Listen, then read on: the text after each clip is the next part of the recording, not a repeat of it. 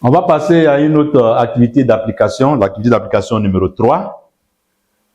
Ici, il s'agit de pouvoir représenter le vecteur force de Lorentz ou également pouvoir représenter la lutte de la trajectoire d'une particule qui se déplace dans un champ magnétique uniforme, particule chargée bien sûr. Il y a des cas où la particule n'est pas chargée aussi, à nous de détecter. Donc on va lire l'énoncé. Activité d'application 3. Représente la force de Lorentz, le vecteur champ B, dans chaque cas de figure selon l'allure de la trajectoire de la particule de charge Q. Voilà le premier cas, deuxième, troisième. Et en deuxième, représente la force de Lorentz, l'allure de la trajectoire de la particule de charge Q en mouvement dans un champ B. Donc, on va y aller. Ici, on nous demande de représenter quoi? La force de Lorentz. La force de Lorentz, je n'oublie pas. L'expression, je rappelle toujours l'expression de la force de Lorentz. La force de Lorentz égale à QV vectoriel B. Ça veut dire quoi? Ça veut dire F est toujours perpendiculaire orthogonal à V. F aussi est orthogonal à B. Voilà un peu la définition. F est perpendiculaire et orthogonal à V, orthogonal aussi à B. Mais je vais regarder. C'est F qui guide les particules.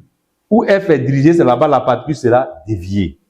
Puis la particule est soumise à la force de Lorentz. Donc la force de Lorentz qui conduit la particule. Donc si la particule est dirigée vers la droite, ça veut dire quoi? La force de Lorentz sera dirigée vers la droite aussi. Qu'est-ce que ça veut dire? Donc ici, on va regarder déjà. On a la particule qui est émise avec une vitesse V0. V0 déjà, ça veut dire quoi? Et on constate que la trajectoire des particules est dirigée vers le bas. Donc, or, V0, ce que je dois noter aussi, ça implique aussi que quoi? V est toujours orthogonal aussi à B. Donc, les trois vecteurs sont orthogonaux. Donc, ici déjà, V0, ça veut dire quoi? La particule est dirigée vers le bas. La particule est dirigée vers le bas. Donc, ça veut dire quoi? Le B aussi est dirigé, le F est dirigé vers le bas, bien sûr, orthogonal. Donc, j'aurai F. F est déjà là. Donc, F, déjà, il peut déterminer F. Mais une fois j'ai F, j'ai V0, j'ai le signe. Mais je vais appliquer la règle de la main droite. La règle de la main droite qui me dit toujours, je rappelle, qui est plus simple, QV, 4 doigts, B, paume, et F est indiqué par pouce. Je vais appliquer cette règle. Je connais quoi ici? Je connais V0. Voilà, V0. Je connais Q. Q est inférieur à 0, donc je prends le contraire. Le contraire, le voici, QV. Donc c'est QV. Je vais appliquer le trièdre. Le trièdre, voilà, le trièdre que je dois appliquer, c'est QV, B, et puis qui va nous donner F. Bien sûr, avec celui-là, 4 doigts, lui, la paume, celui-là, mon pouce. Donc voici l'ordre. Donc je vais appliquer QV, je dois regarder, le pouce doit regarder vers le bas, doit diriger vers le bas, le QV doit diriger vers ce côté. Alors, en appliquant, voilà, le pouce doit être dirigé vers le bas, les 4 doigts doivent être dirigés vers l'autre côté, ma gauche. Donc en appliquant, j'aurai ceci. Je constate les 4 doigts sont dirigés là, le pouce dirigé vers le bas. Est-ce que je vois ma paume? Non, ma paume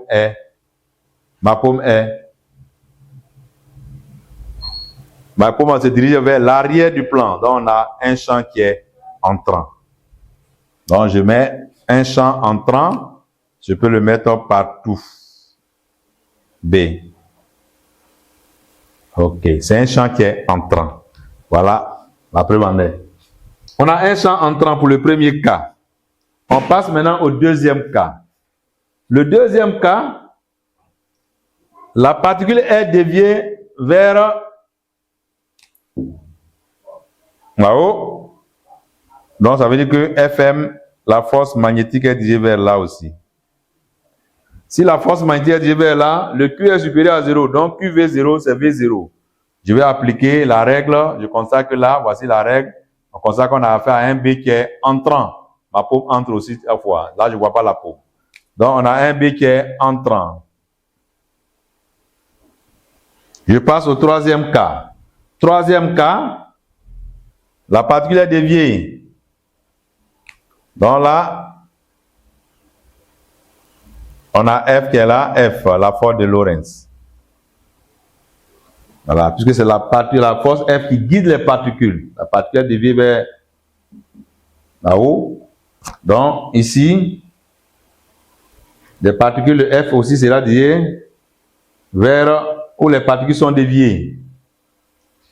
On va appliquer maintenant la règle pour pouvoir déterminer le sens de B. Mon pouce est orienté vers le plafond. Le V0 est dirigé vers là, avec les 4 doigts, puisque Q est supérieur à 0, donc c'est la même chose. Donc en orientant, j'aurai ceci, les 4 doigts, le pouce, je constate que je vois ma paume. Si je vois ma paume, ça veut dire quoi? On a affaire à un B qui est sortant. Donc ici, j'aurai un B sortant. B sortant. On a fini, on passe au suivant. Le suivant, la force magnétique sera dirigée vers où? Vers là.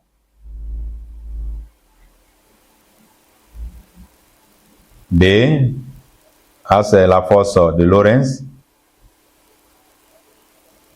Ensuite, Q est inférieur à 0. Donc, ça veut dire le QV0, c'est le contraire.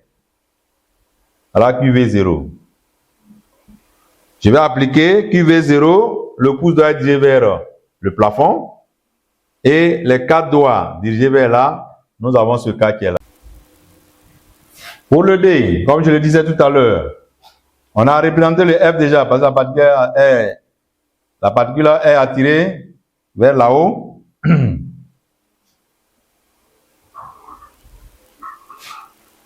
Le F est connu. Le QV opposé à V0 parce que le Q est inférieur à 0. Je vais appliquer la règle. La règle me dit qu'on a un B qui est sortant.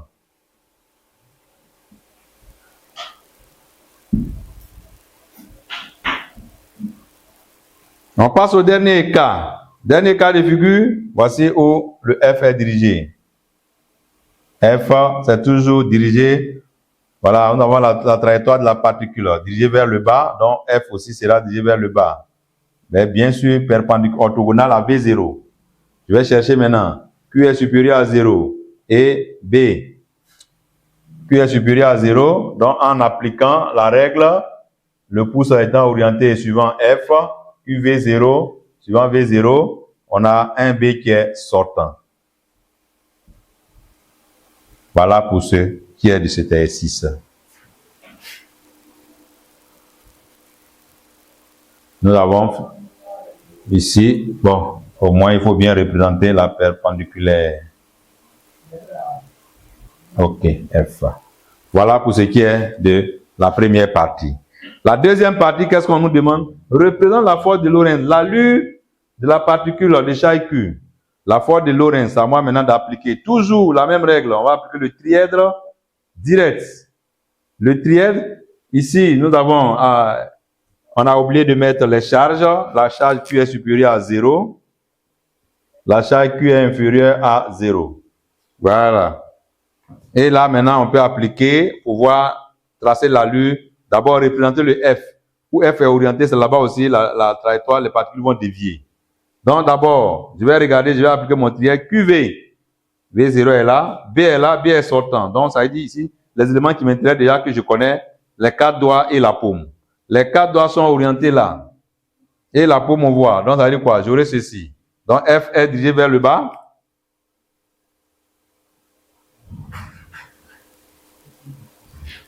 Si F est dirigé vers le bas, ça veut dire quoi? Les particules sont attirées vers le bas aussi. Or, les particules, on a dit c'est une trajectoire circulaire. Donc, à moi de faire la portion circulaire. C'est un cercle que ça décrit. Voilà pour le premier cas. Deuxième cas de figure. Q est inférieur à 0. Donc, ça veut dire quoi? J'aurai le QV0 qui est là.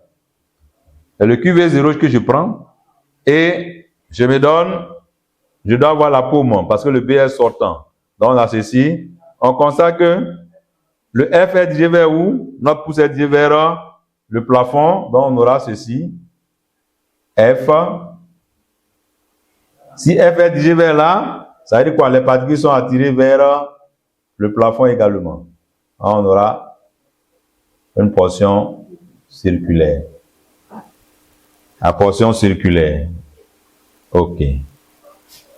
Voilà pour ce qui est du deuxième cas. Troisième cas de figure. On dit ion hélium. Ion hélium, sa formule c'est quoi? C'est He2+. Donc ça dit quoi? La charge est supérieure à la charge est égale à quoi? Plus 2E. Qui est supérieur à 0. Donc je vais chercher QV0. C'est la même chose que V0. Et ici on constate que quoi? Le B est entrant. Donc QV0, le B est entrant. On constate que le pouce est dirigé vers le plafond également. Vers le toit. Et là, on a F. Si F est là, on doit tracer la trajectoire maintenant curviligne. Voilà. On passe à l'ion oxygène. L'ion oxygène, sa formule, c'est quoi? C'est O2-. O2- avec la charge égale à quoi? Moins 2E, inférieur à 0. C'est une charge négative. Si la charge est négative, ça veut dire quoi? On doit avoir QV0 est opposé à B0. Dans le QV0 qui est orienté vers le bas. Donc, j'aurai quoi? J'ai adopté la position de QV0 avec les 4 doigts. Et la paume doit être... On doit avoir un B qui est entrant. On doit regarder l'arrière. Donc, en appliquant, voilà ce qui se passe. Je constate que quoi? Le F est dirigé vers le bas. Donc, F est là. Perpendiculaire toujours. Donc, voici F. Si F est là, on dit quoi? La trajectoire, elle va avec V0. Et maintenant, avant de décrire la trajectoire curviligne, circulaire. Alors, voici pour ce qui est de notre schéma. Voilà. Donc, les particules sont émises en haut, au point O, avec vers V0 avant. Donc, la V0 est tangent au cercle au point O. Qu'est-ce que ça veut dire? Neutron. Neutron, la charge d'un neutron, c'est 1N0. La charge d'un neutron, c'est égal à 0. Le neutron n'a pas de charge. C'est la particule qui n'a pas de charge, sans charge. L'électron a une charge, moins E. Le proton a une charge, plus E. Mais le neutron n'a pas de charge.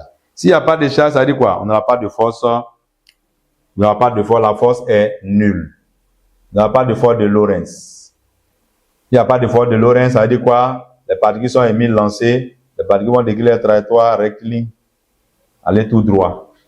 Donc, voici pour ce qui est de cet exercice qui nous a permis de représenter la force de Lorentz, le champ B, et ici la force de Lorentz et l'allure de la trajectoire. Nous allons nous arrêter là pour aujourd'hui et espérant continuer avec d'autres activités d'application 3, 4, 5 et faire des situations d'évaluation. Je crois que nous avons donné beaucoup d'informations aussi aujourd'hui qu'il faut regarder, il faut bien regarder, écouter ce que nous avons dit et l'appliquer. Et avec ça, vous serez un super doué avec l'exercice sur le mouvement d'une particule chargée dans un champ magnétique uniforme. Sur ce, nous allons nous arrêter là pour aujourd'hui. Merci.